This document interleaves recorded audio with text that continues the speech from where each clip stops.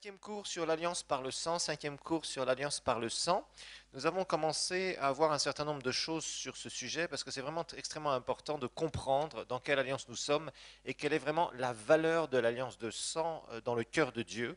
Alors nous avons parlé alliance bien évidemment, hein. On avait vu dans la leçon numéro 1, introduction, définition et origine de l'alliance par le sang. Nous avons remarqué dans les premiers textes que nous avons lus dans Matthieu 26 et Jean 6 que en fait le Seigneur faisait une nouvelle alliance au travers de son sang. Et la priorité, quand Jésus est venu sur cette terre, c'est-à-dire que Dieu le Fils est incarné, sa priorité, bien sûr, c'était de reconnecter l'homme avec Dieu. Ça, c'était ce qui était le plus fondamental pour le cœur de Dieu, c'est-à-dire de pouvoir remettre en relation cette relation perdue depuis 4000 ans, l'homme avec Dieu. Et ça ne pouvait se faire évidemment que sur une base du sang, parce que nous avons vu dans Hébreux 9, 22 que sans s'il n'y a pas le sang qui est versé, il ne peut pas y avoir de pardon. Alors nous avons vu que quand Dieu parle d'alliance, c'est vraiment un caractère extrêmement sacré, extrêmement inviolable, imbrisable. C'est un engagement total de la part de Dieu. Quand il parle, quand il dit je fais alliance avec les hommes, il ne peut pas revenir en arrière. Alors nous avons vu la définition du mot alliance. Nous avons remarqué que ce qui a été donné, qui a été traduit par testament en français, ça vient d'un mot testamentum en latin, donc il n'a rien à voir avec les langues originales de la Bible.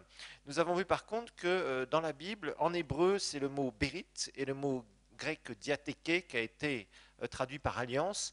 Et ces mots dérivent bien sûr de verbes qui vont nous parler de faire alliance, enfin, qui ont été traduits par faire alliance, mais qui veulent surtout dire couper l'alliance. Et c'est là où on a commencé à voir qu'à partir du moment où vous avez le mot alliance et il y a le verbe, enfin l'expression faire alliance avec, et bien à ce moment-là, obligatoirement, il y a du sang qui est versé. C'est une implication de ces expressions-là, donc ça, nous l'avons bien remarqué. Maintenant, je pense que c'est clair. Donc, vous avez vu que l'alliance de sang, c'est le plus solennel, le plus sacré, le plus élevé de tous les contrats que deux parties peuvent faire ensemble, bien évidemment. Et on a vu que du côté de Dieu, de toute façon, quand il dit oui et amen, il ne change pas. Il n'y a pas de possibilité que Dieu un jour se réveille de mauvaise humeur en disant ça suffit maintenant, finalement, j'ai eu tort de faire alliance. Non, ce n'est pas ça. C'est l'homme toujours qui va malheureusement briser l'alliance. Ça, c'est triste, mais c'est très courant. Alors maintenant, l'origine de l'alliance par le sang, nous l'avons vu avec Adam et Ève, et c'est seulement avec Adam et Ève déchus que l'on voit du sang qui est versé, que l'on voit qu'il y a quelque chose qui se passe, que l'homme a besoin d'une couverture, d'une justice. Pourquoi? Parce qu'il n'a plus accès à la présence de Dieu depuis la chute. Nous savons que tant qu'il n'y avait pas la chute, eh bien Adam et Ève étaient dans une relation parfaite, ils étaient parfaits, tout était impeccable pour eux, leur relation avec Dieu était parfaite, ils voyaient dans le monde spirituel, ils voyaient dans le monde naturel, et puis d'un seul coup, le péché entre dans leur vie, la mort spirituelle entre dans leur vie avec toutes les conséquences terribles que ça va faire pour eux. Et finalement, ils ne voient plus Dieu, ils n'entendent plus Dieu d'une façon naturelle, ils ne voient plus le monde spirituel, ils n'entendent plus dans le monde spirituel non plus. Donc ils sont à 100% dans le naturel. Ils vont vivre avec leur sens, avec leur raisonnement et avec toutes les conséquences de la malédiction. Je vous rappelle que Dieu n'a pas maudit Adam et Ève, il a simplement prononcé les termes de la malédiction, sachant qu'ils avaient violé une loi spirituelle, d'accord? Adam et Ève n'ont pas été maudits par Dieu, l'homme n'a pas été maudit par Dieu. Simplement, Dieu a dit, puisque tu as fait ça, voilà les conséquences de ton péché. Voilà, maintenant, sous-entendu, tu as été dans un autre royaume, tu as changé de royaume, voilà, maintenant, tu seras assujetti à toutes les horreurs de ce royaume, c'est-à-dire aux ténèbres, ni plus ni moins.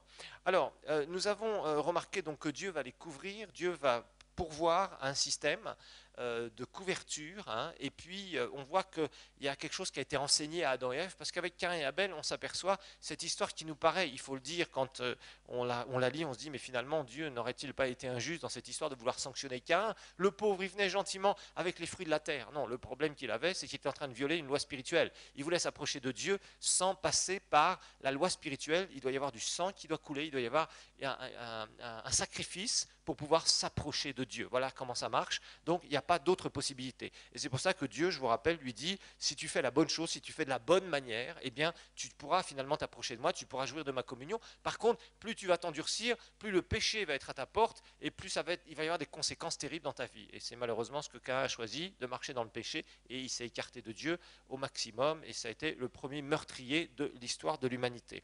Alors, nous avons remarqué, Noé, d'un seul coup, sort de l'arche. La première chose qu'il fait, il veut s'approcher de Dieu, il fait un sacrifice.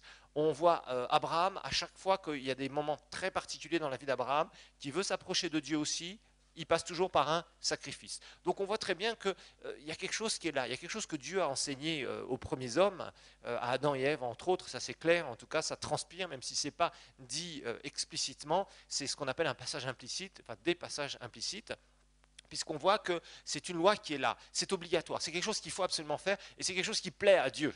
Noé fait son sacrifice en sortant de l'arche, et la Bible nous parle que Dieu ressent ça comme de bonne odeur. Il dit, voilà, et là il commence à dire, je ne maudirai plus l'homme, etc., etc., etc., etc. Vous voyez? Donc il y a quelque chose obligatoirement qui s'est créé, que Dieu a fait, que Dieu a enseigné, et que les hommes doivent pratiquer. Alors quand on continue dans l'histoire de la Bible, on voit que l'alliance par le sang, eh bien c'est quelque chose qui va constamment apparaître, constamment, constamment, constamment. Dieu se met un peuple à part, le peuple d'Israël, il le fait sortir d'Égypte, et les premières choses qu'il doit faire, bien sûr, c'est un sacrifice de sang. Et quand Dieu, c'est la Pâque bien évidemment, quand Dieu va leur donner tous les termes de la loi de Moïse, et entre autres les 10 commandements, le décalogue, et bien à ce moment-là, qu'est-ce qui va se passer? Eh bien obligatoirement, Dieu va sceller et faire sceller cette alliance de par Moïse, au travers de quoi? Du sang d'animaux. Alors, en fait, on voit que avant la loi de Moïse, 2500 ans d'histoire de l'humanité, les hommes s'approchent et ils doivent s'approcher avec un animal. Ok, mais les termes de ces alliances-là sont très vagues, je dirais très génériques. Par contre, Dieu va commencer à préciser la façon dont l'homme doit s'approcher avec une alliance qui va être beaucoup plus importante et qui va concerner un peuple entier, le peuple d'Israël. Et là, chaque fois que le peuple d'Israël voudra faire quelque chose et bénéficier de la bonté de Dieu, de la puissance de Dieu, de la protection de Dieu, etc., etc., etc., d'une certaine approche de la présence de Dieu, eh bien, à chaque fois, il devra faire un sacrifice d'une certaine façon, offrir un sacrifice. Donc Dieu va préciser dans la loi, finalement quoi? Eh bien, tout ce qui va être sacrifice de sang pour pouvoir bénéficier, en tout cas pour le peuple d'Israël, qui était dans une alliance nationale avec Dieu, eh bien, ils sont obligés de passer par un certain nombre de choses, et ils bénéficient de beaucoup plus que ce que les autres ont pu bénéficier avant eux. Alors nous avons remarqué que la culture des Juifs est imprégnée de la culture de Dieu. En tout cas, elle l'était au départ très sérieusement. Elle n'est plus beaucoup aujourd'hui d'ailleurs, il faut dire ce qui est, mais partout, la loi de Moïse, c'est la culture de Dieu. Il faut voir ça aussi comme ça. C'est la mentalité de Dieu. Hein, tu ne feras pas de mal à ton prochain, etc., etc. Il y a tout un tas de choses que Dieu dit parce que ça reflète le caractère de Dieu. Et on voit un exemple que nous avons remarqué dans la parole de Dieu entre Jonathan et David qui vont faire alliance, et ça va sous-entendre un certain nombre de choses, comme nous l'avons vu. Hein, on voit cette alliance où Jonathan et David font cette alliance. Jonathan va mourir avec son fou de père, Saül, le premier roi d'Israël, qui est vraiment terminé comme un fou. Et puis David, plus tard, alors que normalement on élimine tous ceux qui peuvent être de l'ancienne famille royale, eh bien il va faire chercher des descendants de Saül, et on va trouver finalement un fils de Jonathan. Et là, David octroie à ce fameux Méphibosheth toutes sortes de privilèges, parce qu'il y avait une alliance derrière tout ça. Alors nous avons marqué que dans la culture israélite, il y avait 9 étapes par lesquelles ils passaient quand ils faisaient alliance entre eux. On a vu l'échange de robes, c'est vraiment le symbole, je me donne complètement à toi et tu te donnes complètement à moi, on vit l'un pour l'autre. Échange de ceintures, les armes, hein, les ceintures c'est ce qui portait les armes, et en fait c'est de se promettre quoi? Protection. Ça veut dire que s'il y en a un qui vient t'attaquer, tes batailles c'est mes batailles aussi. Okay. Ensuite nous avons vu couper l'alliance, ça c'est très important aussi, hein. On a vu que chacun abandonne ses droits et on est partenaire de l'alliance jusqu'à la mort. Il n'y a que la mort qui va nous séparer de l'alliance de sang. Ensuite, lever les mains, faire une incision et puis mélanger les sangs dans une même coupe. Là, c'est cet aspect de communion. Communion, à partir du moment où on fait une alliance, on est là, on n'est pas en train de se cacher des choses, mais on est en pleine communion. Échange de noms, nous avons vu cet exemple extraordinaire avec Abraham et Abraham, où Dieu donne une partie de son nom à Abraham, qui devient Abraham. Ça change aussi la signification de son nom. Mais derrière tout ça, c'est la mentalité de Dieu pour l'alliance par le sang. Ensuite, on a vu cicatrice, témoignage d'une alliance faite, bien évidemment. Et on a vu que Jésus porte des cicatrices pour l'éternité, et que nous avons une cicatrice, entre guillemets, dans le cœur, dans notre esprit. Nous sommes circoncis du cœur, de l'esprit, non pas dans le naturel. Donner les termes de l'alliance, là évidemment, quand il y a une alliance qui est faite, eh bien, il faut connaître les privilèges et les obligations, que ce soit bien clair publiquement. Manger le repas du mémorial, on a vu que c'était entre autres la Sainte Seine, et planter un arbre du mémorial pour se rappeler qu'à chaque fois qu'on fait cela, où on passe, à l'époque ils plantaient des arbres, ça se fait encore en Israël, il y a même des chrétiens entre autres américains, qui font cela en Israël actuellement, de planter des arbres en Israël. Bon, chacun ses opinions personnelles là-dessus. La Bible ne défend pas spécialement cela. Mais je dirais qu'il y avait donc ces étapes-là, et c'est important de se rappeler régulièrement. Nous avons ces symboles, ce pain, ce vin qui nous est laissé, cette sainte scène qui est là, pour nous dire, voilà, il faut se rappeler, hein, faites ceci en mémoire de moi, c'est ce que Jésus disait. Rappelez-vous d'où vous avez été tiré, c'est toujours important pour vivre à la lumière d'où vous avez été tiré pour vivre dans votre futur, dans votre destinée. Alors, leçon numéro 3, nous allons voir maintenant le sang de Jésus. Alors, nous allons aborder des choses beaucoup plus profondes maintenant par rapport au sang. Et là, bien sûr, nous allons converger par l'alliance par excellence, c'est-à-dire évidemment l'alliance qui a été faite, contractée, la nouvelle alliance par le sang divin, le sang de Christ. Donc le sang de Jésus, leçon numéro 3. Leçon numéro 3.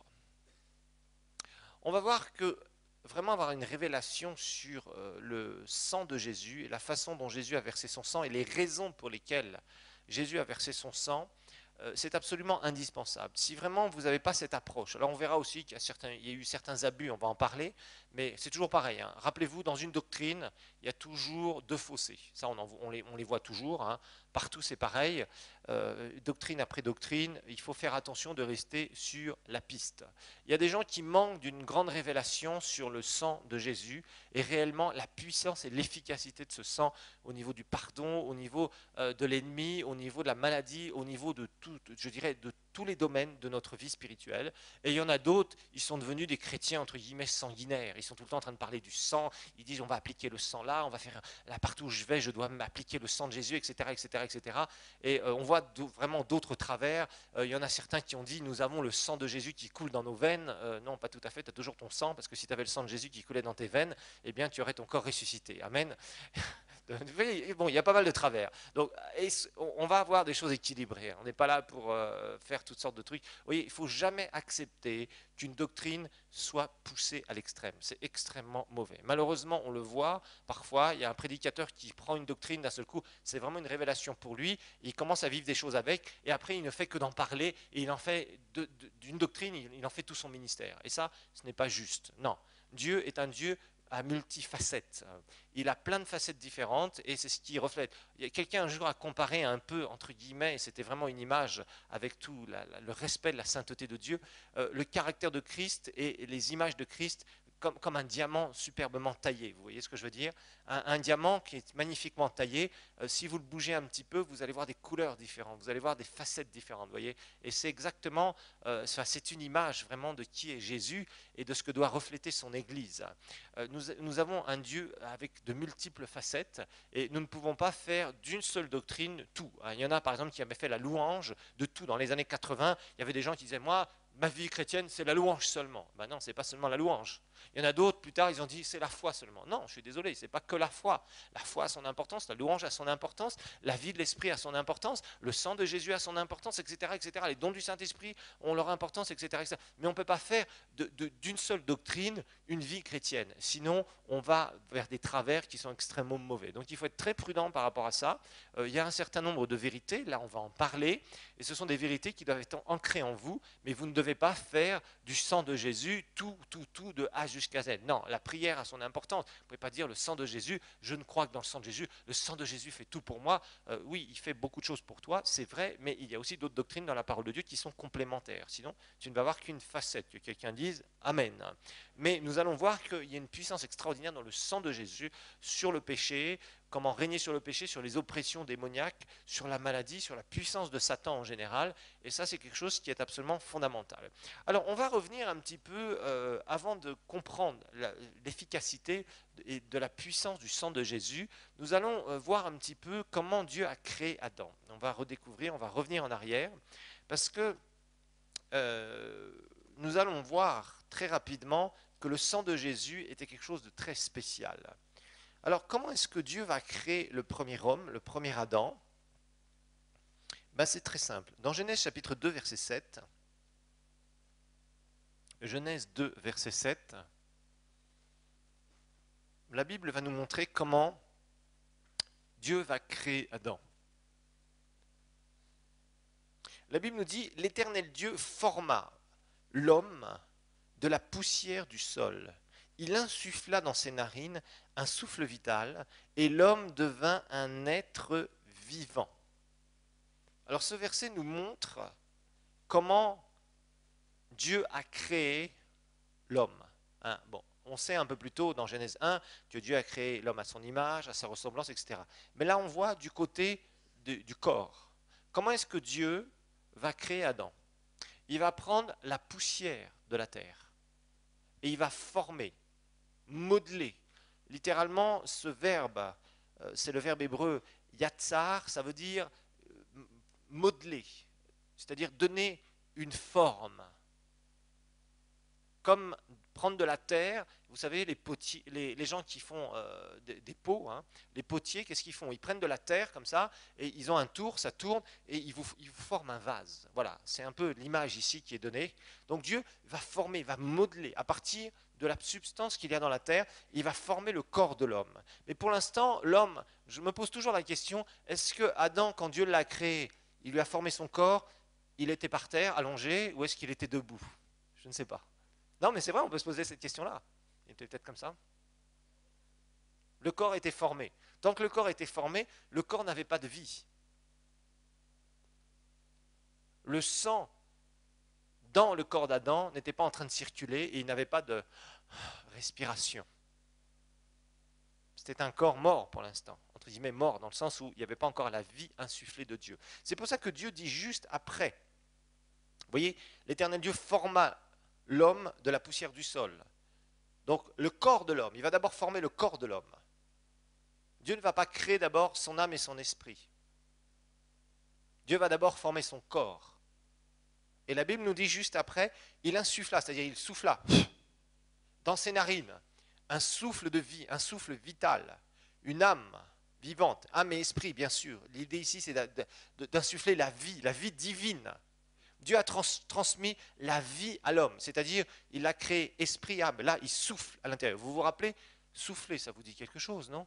Jésus souffla en eux, Jean 20, 22, vous vous rappelez? Pour recréer notre esprit. Et l'esprit à l'époque des disciples. Et la Bible est claire. Jésus a soufflé sur ses disciples, littéralement dans ses disciples. Vous vous rappelez, Jean 20, 22. Et à ce moment-là, Dieu a recréé l'esprit de ses disciples. Jésus les a fait naître de nouveau, nous le savons. Donc l'Éternel Dieu forme l'homme de la poussière du sol, d'abord de son corps. Ensuite, il insuffle dans ses narines un souffle de vie et l'homme devint un être vivant. Le sang qu'Adam avait, c'était un sang divin. C'était un sang divin. C'est un sang qui venait directement de Dieu. C'est-à-dire que Dieu a tout créé. Adam et Ève étaient parfaits. Esprit parfait, âme parfaite. Mais le corps aussi. Là, on parle du corps. Le sang, c'est quelque chose de matériel, rappelez-vous. À ce moment-là, qu'est-ce que Dieu a fait? Dieu a créé un sang parfait à Adam et Ève. Adam et Ève ne pouvaient pas tomber malades. Ils ne pouvaient pas mourir, je vous le rappelle. Il n'y avait pas de dégénérescence des cellules. Adam et Ève n'étaient pas comme nous avant leur chute, c'est-à-dire qu'ils n'avaient pas des cellules qui naissaient tous les jours et des cellules qui mouraient tous les jours. Vous savez que nous, c'est notre cas. Eux, ce n'était pas leur cas. Nous avons reçu l'héritage de la chute, malheureusement, qui nous a été transmis de génération en génération en génération jusqu'à temps de venir à nous. Et ce qui va se passer ici, c'est que Dieu crée le corps d'Adam qui est parfait. Donc son corps, son sang est parfait. Son sang venait de Dieu. Ça, c'est très clair. Son sang a coulé à Adam au moment même où Dieu a mis ce processus de vie. Son corps n'était pas vivant tout seul. Rappelez-vous qu'à partir du moment, c'est ce que la Bible nous dit dans Jacques, que quand l'esprit et l'âme sont séparés du corps, le corps est mort. Un corps sans âme est mort. Pourquoi? Parce que c'est Dieu qui donne la vie. Au moment où le corps s'arrête de vivre, l'esprit et l'âme sortent, nous le savons. C'est la mort physique. Là, c'est le processus inverse qui s'est passé. Le corps était sans vie, je n'ai pas dit qu'il était mort, mais il était sans vie pour l'instant. Et lorsque Adam et Ève, Dieu a soufflé dans Adam, à ce moment-là, son esprit et son âme ont donné la vie, ont amené la vie à l'intérieur, l'être intérieur. Et là, l'homme est devenu un vrai homme, esprit, âme et corps. Et et il a commencé à vivre dans tous les domaines. Il avait la vie spirituelle qui coulait et la vie naturelle aussi qui était là.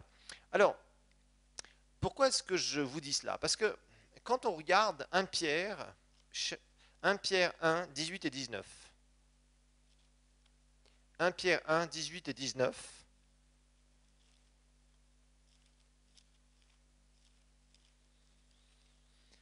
1 Pierre 1, 18 et 19,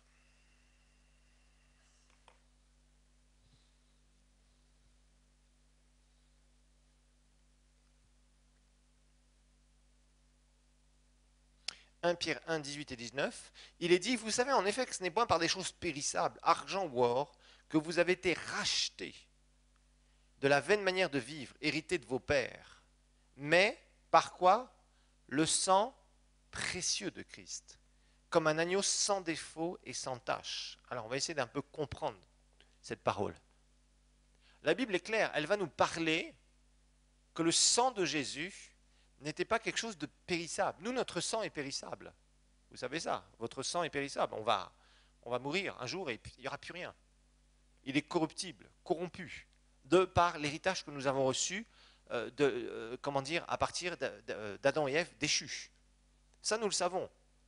C'est pour ça qu'on est obligé de passer par une résurrection. Bon, donc, ici, Dieu crée Adam et Ève parfaits. Ok, nous le savons. Adam et Ève vont chuter. À partir du moment où il y a la chute, le sang d'Adam et Ève va subir une transformation. Rappelez-vous que leur corps va subir une transformation. Cette transformation, c'est que le corps va passer de non mortel à mortel. Donc on sait obligatoirement qu'il y a quelque chose qui s'est passé. Le processus de mort, je vous rappelle, dans un être humain, c'est cette dégénérescence des cellules.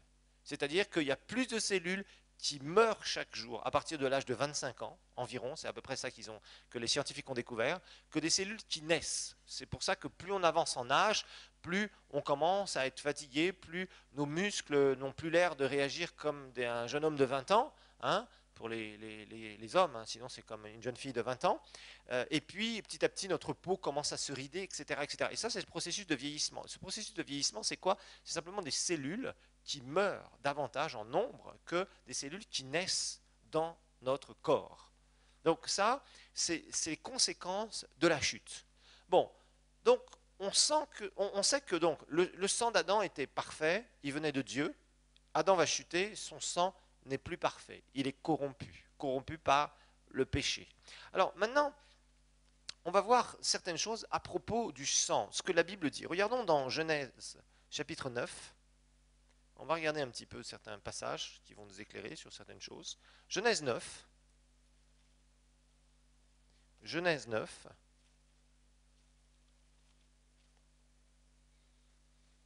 C'est Noé qui sort de l'arche. Pour l'instant, les êtres humains étaient seulement herbivores. Dieu leur avait donné comme nourriture quoi? L'herbe, entre guillemets, c'est-à-dire les plantes, ce qui sortait de la terre à partir des plantes. Les fruits et tout ce qui peut être céréales, etc. etc. Ça, c'est ce que Adam et Ève, au départ, mangeaient. Adam et Ève, qui étaient non déchus, dans le jardin, ils ne mangeaient que ça. Ils ne mangeaient pas d'animaux, ils ne mangeaient pas de viande. Ensuite, ce qui s'est passé, même après qu'ils soient déchus, ils ont continué à manger, à être uniquement végétariens. Uniquement. Quand Dieu va nettoyer la terre de la corruption humaine, avec le déluge, on peut se poser des questions d'ailleurs sur ce passage-là. Il faut quand même qu'on regarde un certain nombre. Je fais une petite parenthèse parce qu'on m'a posé un certain nombre de questions la dernière fois. Vous vous rappelez par exemple que Caïn, quand il va partir de la face de l'Éternel, entre guillemets, c'est-à-dire qu'il va s'écarter de Dieu, la Bible nous dit, on va lire juste chapitre 4, ça va vous mettre un petit peu, parce que j'aimerais un petit peu qu'on comprenne mieux, dans la mesure où on a une certaine compréhension. Au chapitre 4, Caïn, donc, continue, persévère dans son péché. Dieu essaie de le reprendre encore, de lui dire non, non, non, il faut que tu te repentes, il faut vraiment que tu changes. Sinon, attention, ta vie est en danger. Alors, verset 14, il est dit, tu me chasses aujourd'hui, c'est Dieu qui parle à Caïn. Bon, verset 13, il dit, Caïn dit à l'Éternel, le poids de ma faute est trop grand pour être supporté. Il se sentait mal parce qu'il était devenu meurtrier, bien sûr. Tu me chasses aujourd'hui loin du sol arable. Je devrais me cacher loin de ta face. Je serai errant et tremblant sur la terre. Et regardez ce qu'il est dit ici. Si quelqu'un me trouve, il me tuera. Verset 15. L'Éternel lui dit, si quelqu'un tue Caïn, on le vengera 7 fois. Et l'Éternel mit un signe sur Caïn pour que ceux qui le trouveraient ne le frappent pas. Puis Caïn sortit de la présence de l'Éternel et partit habiter dans la terre de Nod à l'est d'Éden, à l'est d'Éden. C'est étonnant ce passage. Hein. Beaucoup de gens diront, mais qui était ce quelqu'un? Puisque quand on lit le début, on sait qu'il y a Adam et Ève. Adam et Ève, au départ, vont avoir 2 fils, Abel et Caïn. Caïn va tuer son frère. Ok. Et tout de suite, quand Caïn tue son frère, il est parlé de si quelqu'un me trouve. Et il est dit, Dieu va mettre un signe sur Caïn. Quel signe? On ne sait pas. Qui était ce quelqu'un? On ne sait pas. Mais il est évident qu'il y avait certaines créatures sur la terre. Rappelez-vous, une chose que théologiquement nous devons défendre à 100%, c'est que les seules créatures créées à l'image de Dieu, esprit, âme et corps, les premiers c'était Adam et Ève. D'accord? Mais apparemment, il y avait des êtres sur la terre, ok? Que la Bible appelle quelqu'un. Bon. Alors, il y a d'autres passages où on peut se poser des questions. Bon, on sait. Alors, il y en a qui disent, oui, mais Caïn va se marier avec qui, et Seth va se marier avec qui, etc. etc. C'est évident qu'ils se sont mariés avec les filles, avec leurs sœurs. D'accord? Alors là aussi, quand est-ce que la Bible a commencé à parler d'inceste? Bon, mariage entre frères et sœurs, etc., etc. Parce qu'au début de la Bible, c'est ce qu'on voit. Vous êtes d'accord? Et il y a souvent des questions qui se lèvent là-dessus, qui sont posées, etc., etc. On voit que plus on avance dans l'histoire de l'humanité, plus Dieu est clair là-dessus, qu'on ne peut pas épouser son frère ou sa sœur. On voit encore, même dans le peuple d'Israël, des cousins et cousines se marier ensemble. Si vous étudiez un certain nombre de choses à propos de, comment dire, génétiquement parlant, il y a une chance sur, je ne sais plus si c'est 2 ou 3 ou 4, je ne sais plus exactement, il y avait des statistiques qui avaient été faites. Si des gens se marient entre cousins et cousines, ils ont une chance sur 4, je crois, d'avoir des enfants anormaux. Sur 4, si mes souvenirs sont bons. Ouais, c'est ça, c'est une sur 4. Et en fait, vous voyez, donc il y a toutes ces choses-là qui apparaissent petit à petit avec l'histoire de l'humanité. Pourquoi, comment? Ça, c'est des choses qu'on ne sait pas exactement. Mais c'est clair qu'au départ, ils se mariaient entre eux, puisqu'il n'y avait personne d'autre. D'accord? Bon, on sait qu'Adam et Ève ont eu des fils et des filles encore, d'accord? Hein, vous pourrez lire ça, entre autres, comment dire, ils ont vécu, Adam a vécu 930 ans, donc on ne sait pas combien d'enfants il a eu, mais il en a eu pas mal, ça c'est clair. D'accord? Bon, ses descendants aussi. Rappelez-vous qu'une des raisons pour lesquelles il y avait la longévité sur la Terre, une des raisons au départ des premiers hommes, ils vivaient 700 ans, 800 ans, 900 ans pour certains. Imaginez-vous vivre 900 ans, waouh, c'est terrible ça, ça peut être super. Si vous êtes vraiment dans le Seigneur et très mature dans le Seigneur, vous pouvez avoir un impact incroyable. Et en fait, une des raisons, c'était pour que les êtres humains peuplent la terre, remplissent la terre. D'accord? Ça, c'était une des raisons. Okay? La deuxième raison, c'était pour que la connaissance de Dieu, évidemment, puisse traverser les générations, puisqu'il n'y avait pas de parole écrite. Alors, on voit que plus ça va, plus on avance vers le déluge déjà, et les gens ont un petit peu moins de longévité. D'accord? Ensuite, il y a quelque chose, il y a un passage, Genèse 6, lorsque les hommes, verset 1, eurent commencé à se multiplier sur la surface du sol et que des filles leur furent nées, les fils de Dieu virent que les filles des hommes étaient belles et ce fut parmi elles qu'ils choisirent leurs femmes. Alors l'Éternel dit, mon esprit ne restera pas toujours dans l'homme, car celui-ci n'est que chair et ses jours seront de 120 ans. Donc Dieu va faire quoi? Il va limiter l'âge de l'homme au bout d'un certain temps. Au bout d'un certain temps, pratiquement 1600, 1700 ans après le début de l'histoire de l'humanité. Alors, il est dit, c'est à cette époque, verset 4, où il y avait des géants sur la terre, et après que les fils de Dieu furent venus vers les filles des hommes, et qu'ils leur eurent donné des enfants, ce sont là les héros des temps anciens. L'Éternel vit que la méchanceté de l'homme était grande sur la terre, et que chaque jour son cœur ne concevait que des pensées mauvaises. L'Éternel regretta d'avoir fait l'homme sur la terre, et son cœur fut affligé. L'Éternel dit, j'effacerai de la surface du sol l'homme que j'ai créé, depuis l'homme jusqu'au bétail, aux reptiles et aux oiseaux du ciel, car je regrette de les avoir faits, mais Noé obtint la faveur de l'Éternel. Ça nous laisse beaucoup de questions, ce genre de passage. Il y a peut-être quelques éléments de réponse. n'avons pas toutes les réponses. Alors d'abord, j'aimerais casser un espèce de cliché faux, une croyance qui est fausse, surtout sur les fils de Dieu qui voient que les filles des hommes étaient belles. Alors, certains ont dit, ah, ça y est, c'est des histoires entre les hommes et les mauvais esprits, ils se sont accouplés pour donner des genres de géants, etc., etc. Non, ça c'est impossible. Ni les anges, ni les... comment dire, ça c'était... Certains disent c'était des anges aussi, d'autres c'était d'autres situations. Enfin, il y a eu tout un tas d'interprétations sur ce verset. Et en fait, il y en a certains qui disaient, oui, c'était les anges qui sont venus aussi vers les femmes. Donc les hommes, les hommes-femmes. D'accord. Ok. Donc, vous voyez, toutes sortes d'interprétations. Il est impossible de voir cela. Il est impossible que un esprit, quel qu'il soit, hein, que ce soit ange ou que ce soit démon, puisse s'accoupler avec un être humain. C'est pas possible, puisque par nature, je vous le rappelle, les anges ou les anges déchus, qui sont les démons, n'ont pas de corps. Alors je ne sais pas comment ils peuvent avoir une relation sexuelle. D'accord. Ça, c'est une fausse croyance. Et il y a des gens, il y a des chrétiens, il y a même des prédicateurs qui prêchent ce genre de bêtises. C'est triste à dire. Non, ce passage n'a pas dit qu'il y avait des anges qui étaient venus vers des femmes et qui avaient donné des enfants un peu spéciaux. Il n'est pas dit non plus le contraire, que des démons étaient venus, etc. Non, non, non, ça, je suis désolé, c'est pas ce que ce passage peut dire. Et là, cette théologie-là ne peut pas être soutenue par la parole de Dieu. Ça, c'est attribué aux mauvais esprits ou éventuellement aux anges une puissance qu'ils n'ont pas. Je suis désolé, ce sont deux mondes différents. Hein. Comme il y a un fossé inséparable entre l'animal et l'homme, il y a aussi un fossé inséparable entre l'ange et l'homme. C'est clair, c'est au niveau des dimensions. C'est au niveau des dimensions. Donc tout ça, ce sont des croyances qui sont fausses. Oui, mais j'ai un témoignage. Non, non, tu n'as aucun témoignage vérifié par la parole de Dieu. D'accord. Tu as peut-être des témoignages pili-pili, tu as peut-être des témoignages où on a raconté beaucoup de choses. Il y a beaucoup de gens qui racontent beaucoup de choses que le Seigneur a dites et le Seigneur ne les a pas dites. D'accord. Donc faisons bien attention. Ici, la Bible ne soutient pas du tout qu'il y ait eu un accouplement entre le monde angélique et le monde des humains. Par contre, il semblerait, et ça par contre, c'est quelque chose qu'on peut déduire maintenant avec prudence, parce qu'on ne peut pas mettre n'importe quelle interprétation. Si vous avez des Bibles à caractère enfin, avec des commentaires Scofield, vous verrez, il y a des commentaires sur ces passages-là.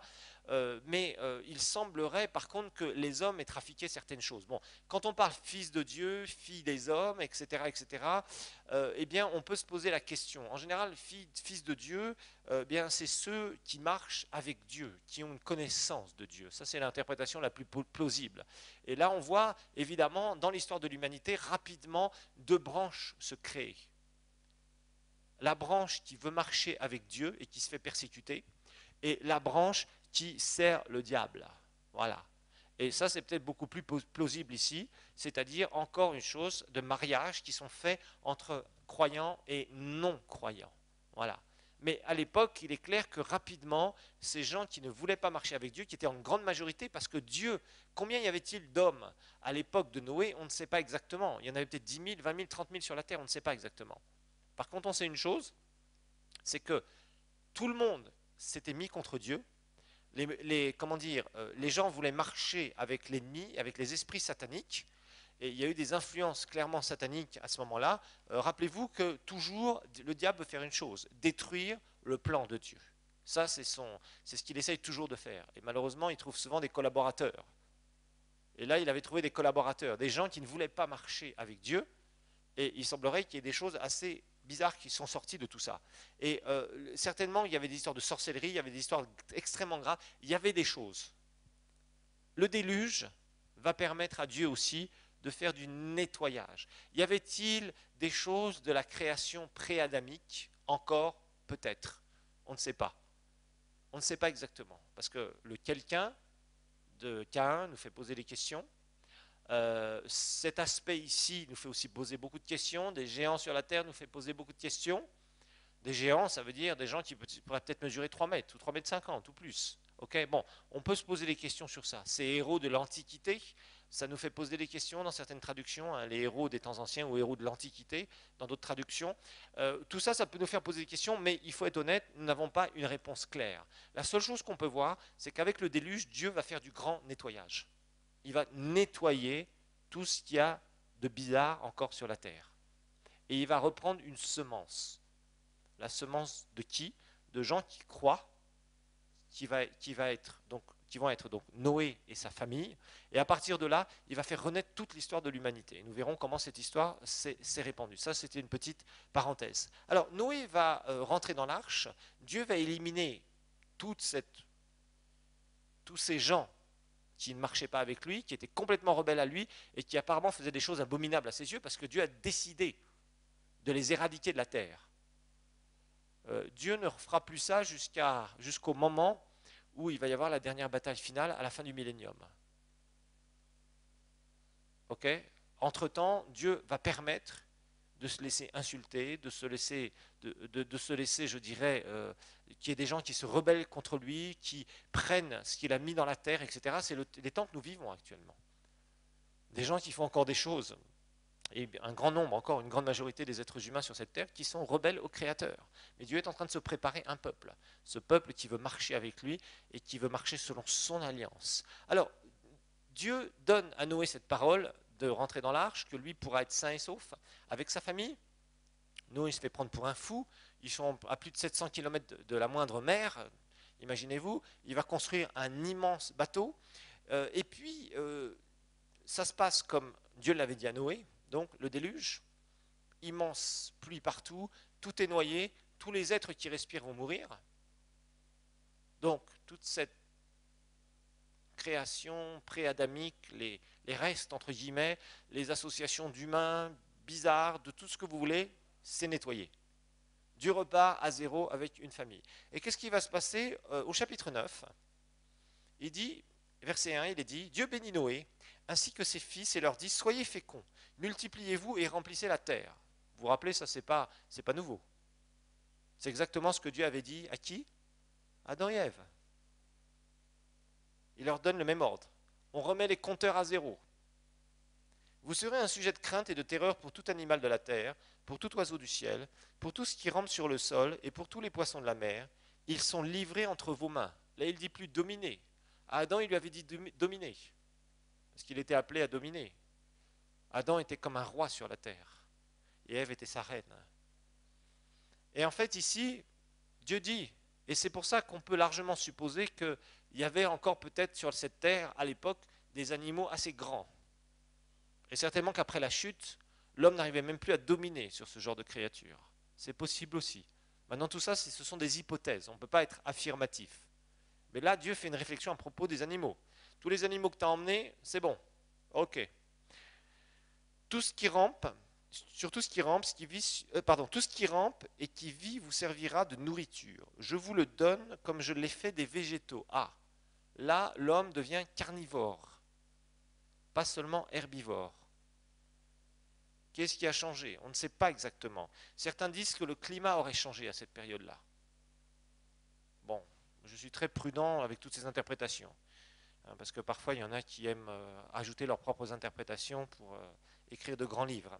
Pourtant, vous ne mangerez pas de chair, regardez, avec sa vie, c'est-à-dire avec son sang. Ah, regardez bien ici. Vous ne mangerez pas de la chair avec sa vie, c'est-à-dire avec son sang. Lévitique, chapitre 17 au verset 14. Là, nous sommes dans la loi. Nous sommes dans la loi. Nous ne sommes plus au temps de Noé, nous sommes bien plus loin. 1500 ans avant Jésus, la loi.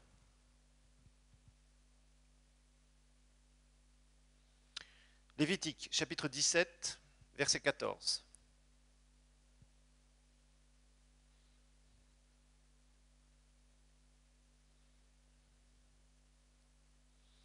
Il est dit, car la vie de toute chair, c'est son sang qui est en elle. C'est pourquoi je dis aux Israélites, vous ne consommerez le sang d'aucune chair, car la vie de toute chair, c'est son sang, quiconque en consommera sera retranché. Donc, pendant la loi de Moïse, rappelez-vous, Adam et Ève sont herbivores. Ok, tous leurs descendants le sont jusqu'à Noé.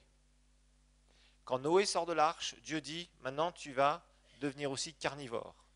Il y a un besoin de protéines qu'on trouve dans la viande, qu'on ne trouve pas ailleurs. Pourquoi? Pour pouvoir avoir des forces, que l'homme soit en bonne santé. Ensuite, Dieu, dans la loi de Moïse, répète cela aussi. Il avait dit à Noé, tu pourras manger la chair, mais tu ne mangeras pas le sang. C'est-à-dire que l'animal doit être saigné, on doit le vider de son sang avant que tu le manges. Ensuite, dans la loi, Dieu dit la même chose. Il dit la vie est dans le sang. Et c'est normal, le sang c'est le processus, c'est ce qui représente la vie physique, c'est ce qui permet à la vie physique de circuler. C'est au travers de notre sang coule de partout dans notre corps. Quand il y a un endroit de notre corps où le sang ne passe pas, eh bien cet endroit meurt. C'est comme ça qu'on ampute des membres d'ailleurs. C'est comme ça qu'il y a des gens qui ont des gros problèmes de santé, à partir du moment où le sang ne circule plus correctement dans un endroit de leur corps. Donc la vie, Dieu dit la vie est dans le sang, c'est-à-dire la vie physique est complètement dans le sang. Ok ?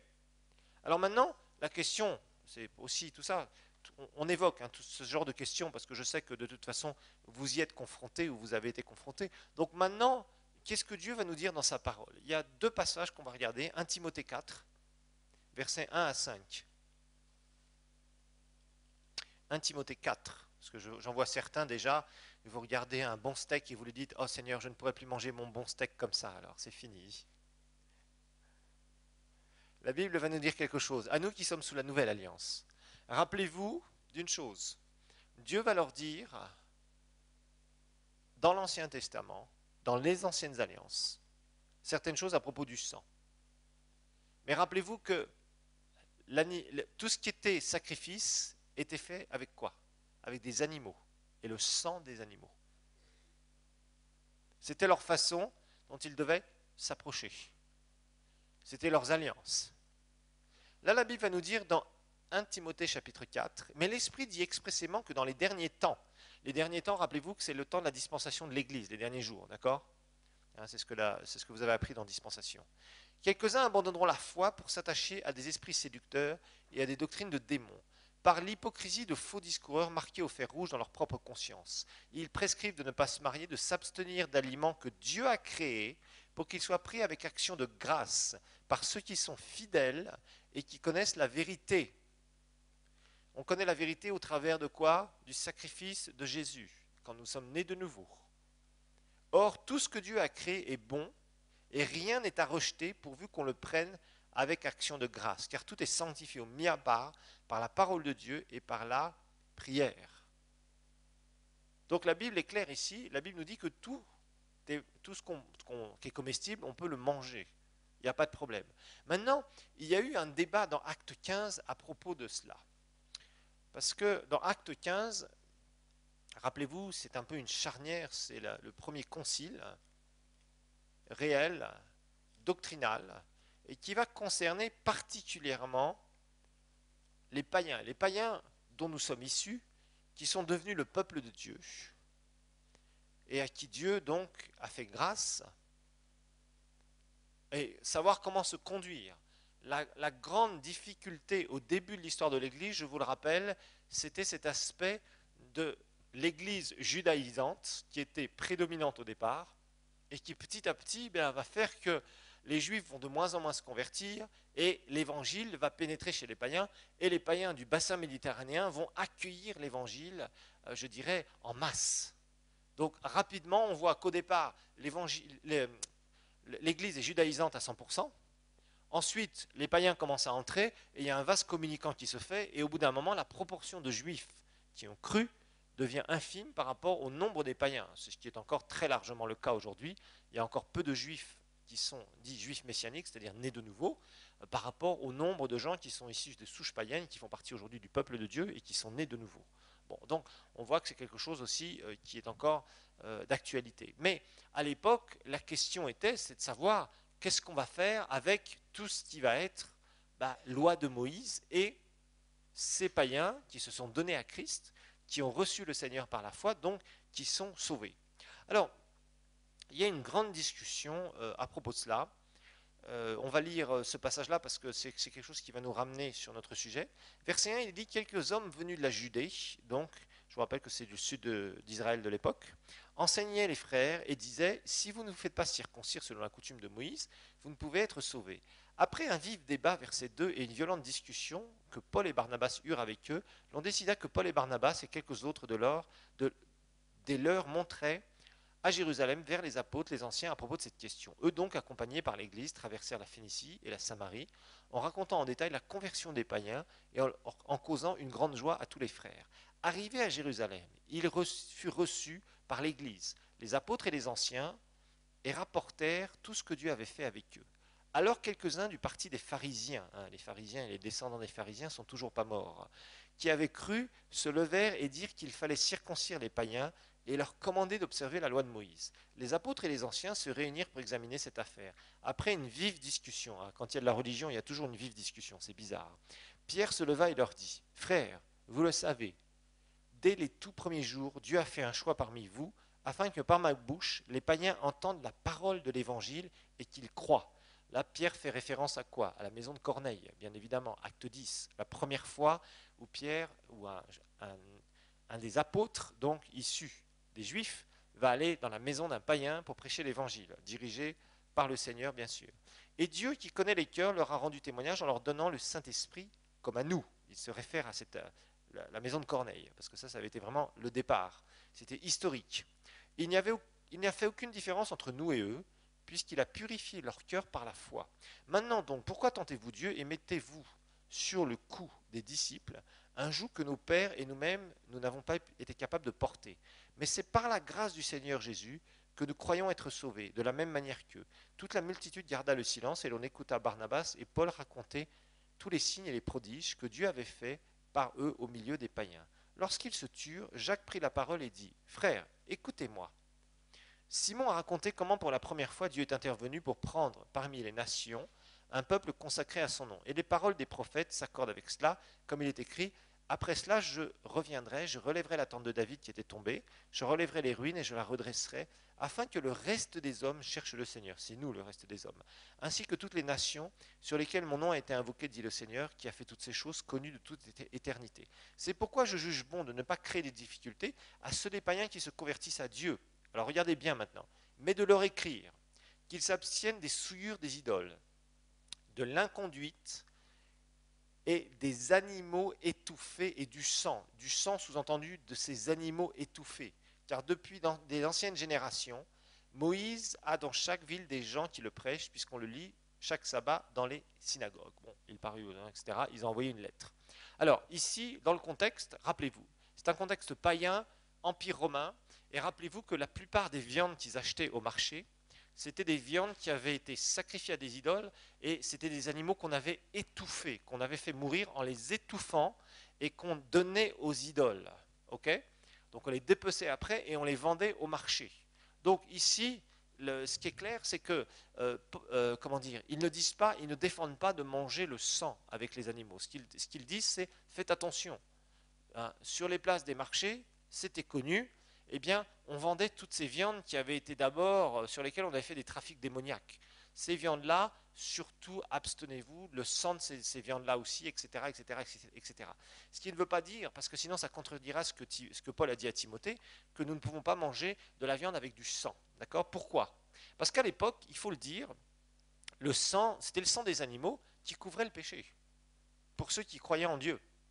Lorsque Jésus est venu, le sacrifice parfait, à ce moment-là, son sang étant versé pour nous, aujourd'hui, nous n'avons plus besoin du sang des animaux. Donc cela ne représente plus rien pour nous, le sang des animaux. Okay? Donc ça, c'était une petite précision que je voulais vous donner. Alors, qu'en est-il du sang de Jésus? Donc, on va voir un petit peu Jésus, comment d'abord est-il nommé dans la Bible? On va refaire un petit tour, parce qu'on avait vu ça assez vaguement, on a vu ça assez rapidement dans Identification, on va le revoir encore. Dans 1 Corinthiens, chapitre 15, la Bible va nous parler de Jésus et Paul va utiliser un terme étonnant. Paul parle, je vous rappelle, dans 1 Corinthiens 15, de la résurrection d'entre les morts. Il va dire la chose suivante, verset 42, « Ainsi en est-il de la résurrection des morts, 1 Corinthiens 15, semé corruptible, on ressuscite incorruptible, semé méprisable, on ressuscite glorieux, semé plein de faiblesse, on ressuscite plein de force, semé corps naturel, on ressuscite corps spirituel. S'il y a des corps naturels, il y a aussi un corps, s'il y a un corps naturel, il y a aussi un corps spirituel. C'est pourquoi il est écrit, le premier homme, Adam, devint un être vivant. Vous vous rappelez de cette parole qu'on a lue, qu'on a expliquée dans Genèse 2,7. Le dernier Adam est devenu un esprit vivifiant. C'est qui le dernier Adam? C'est qui est devenu un esprit vivifiant, qui donne la vie littéralement? C'est Jésus. Nous savons que c'est Christ qui donne la vie, d'accord? Un esprit vivifiant, ça serait mieux traduit, quelqu'un donc de spirituel qui donne la vie, enfin, qui transmet la vie, ça serait mieux de dire ça. Le spirituel n'est pas le premier, c'est ce qui est naturel, c'est ce qui est naturel. Ce qui est spirituel vient ensuite. Le premier homme ou le premier Adam tiré de la terre est terrestre. Le deuxième Adam vient du ciel. Et là, c'est clair que Jésus est nommé comme étant le deuxième Adam. Pourquoi? Eh bien, c'est très simple. La parole de Dieu nous montre que Jésus avait un corps comme celui d'Adam.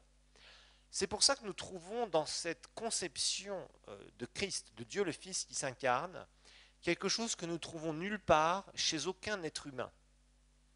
La conception du Fils de Dieu, du corps du Fils de Dieu, a été quelque chose de très particulier. Nous allons le relire dans les Écritures. Regardons Luc, chapitre 1, versets 26 à 38. Et nous verrons Matthieu 1, 18 à 25. Luc, chapitre 1, versets 26 à 38. Il est dit, au 6e mois, l'ange Gabriel fut envoyé par Dieu dans une ville de Galilée, donc nord d'Israël, du nom de Nazareth, chez une fiancée vierge, donc qui n'avait jamais connu d'homme, à un homme du nom de Joseph, de la maison de David. Le nom de la vierge était Marie. Ils insistent bien sur la virginité de Marie. Il entra chez elle et dit, « Je te salue, toi, à qui une grâce a été faite. Le Seigneur est avec toi. » Troublée par cette parole, elle se demandait ce que signifiait une telle salutation. L'ange lui dit, « Sois sans crainte, Marie, car tu as trouvé grâce auprès de Dieu. Voici, tu deviendras enceinte, tu enfanteras un fils, et tu l'appelleras du nom de Jésus. Il sera grand, il sera appelé Fils du Très-Haut. Le Seigneur Dieu lui donnera le trône de David son père. Il régnera sur la maison de Jacob éternellement, et son règne n'aura pas de fin. » Marie dit à l'ange, « Comment cela se produira-t-il, puisque je ne connais pas d'homme ?» Connaître dans le sens d'avoir une relation sexuelle avec un homme, c'est ça que ça veut dire. Le verbe connaître, il y a un aspect d'intimité, vous l'avez étudié ça. Verset 35, regardez bien le verset 35, très important. L'ange lui répondit, « Le Saint-Esprit viendra sur toi, et la puissance du Très-Haut te couvrira de son ombre. » Son ombre, c'est l'onction. L'ombre divine, c'est toujours l'onction. La présence manifeste et donc miraculeuse de Dieu. C'est pourquoi le Saint-Enfant qui naîtra sera appelé quoi? Fils de Dieu. Fils de Dieu. Cette expression fils de Dieu, vous ne la retrouvez pas sauf quand on parle toujours d'Adam. Fils de Dieu, c'est-à-dire directement qui a été engendré par qui? Par Dieu. Par Dieu. Fils de Dieu. Très important ici. Ce que l'ange dit, fils de Dieu, il sera appelé fils de Dieu. Pas fils des hommes. C'est vrai que Jésus était fils de l'homme aussi, parce qu'il était 100% homme, mais la façon dont Jésus a été conçu, particulièrement au niveau de son corps, c'était quelque chose d'absolument miraculeux. Jésus n'a pas été conçu avec une relation entre un homme et une femme. Regardons ensemble maintenant Matthieu 1. Matthieu 1. Versets 18 à 25. Voici comment arriva la naissance de Jésus-Christ. Marie, sa mère, était fiancée à Joseph. Avant leur union, elle se trouva enceinte par l'action, par la vertu du Saint-Esprit, miraculeusement. Joseph, son époux, qui était un homme de bien et qui ne voulait pas la diffamer, se proposa de rompre secrètement avec elle. Comme il y pensait, voici qu'un ange du Seigneur lui apparut en songe et lui dit, « Joseph, fils de David, ne crains pas de prendre avec toi Marie ta femme, car l'enfant qu'elle a conçu vient du Saint-Esprit. Elle enfantera un fils et tu donneras le nom de Jésus, car c'est lui qui sauvera son peuple de ses péchés. Tout cela arrivera afin que s'accomplisse ce que le Seigneur avait déclaré par le prophète. Voici, la Vierge sera enceinte, elle enfantera un fils. Ça, c'est Ésaïe 7, verset 14, vous avez le parallèle. On lui donnera le nom d'Emmanuel. Donc là, il y avait déjà une double promesse, c'était à double facette ici. Emmanuel, Dieu avec nous, donc l'incarnation de Dieu le Fils, okay. Donc la présence, Dieu sera présent au milieu de nous, okay, en personne, mais aussi, c'est clair qu'il y a cet aspect de cette conception miraculeuse du corps, okay, qui sera, donc, à son réveil, Joseph fit ce que l'ange du Seigneur lui avait ordonné, et il prit sa femme avec lui, mais il ne la connut pas jusqu'à ce qu'elle lui enfantait un fils, auquel il donna le nom de Jésus. Donc Dieu était en train clairement de dire à Marie, ben voilà, enfin Joseph, voilà, il sera fils de Dieu dans le sens où Emmanuel, Dieu avec nous, Dieu présent, dans un corps. Mais ce corps, eh bien, il faut qu'il soit tissé d'une façon différente. Pourquoi? Parce que Dieu connaissait très bien l'héritage du sang de la chute. Aucun d'entre nous, nous aurions pu racheter l'humanité. Pourquoi? Parce que notre sang, même si l'un d'entre nous avait dit, moi, j'ai jamais commis de péché, et si même Dieu avait dit, c'est vrai, celui-ci n'a jamais commis de péché pour l'instant, si l'un d'entre nous était mort, le sang qui aurait coulé à ce moment-là n'aurait pas été un sang divin, un sang parfait. Rappelez-vous qu'Adam avait cette capacité du monde spirituel et du monde naturel. Nous, ce qui est naturel, ça reste naturel. On ne peut pas avoir de contact direct avec Dieu. Notre corps ne peut pas voir Dieu, parce que notre corps est corruptible. Notre corps a l'héritage du péché. Notre corps est mortel. Jésus, lui, a pu verser son sang parce qu'il avait un sang divin, un sang directement infusé dans le sein de Marie. Les gènes du sang de Jésus ont été infusés directement dans le sein de Marie. Pour que ce sang qui soit dans le corps et qui se développe et qui développe le corps de Jésus puisse être un sang qui vient du ciel. Donc la vie de Dieu qui va être transmise aux hommes au travers de ce sang qui va être répandu. On va s'en arrêter là pour cette heure.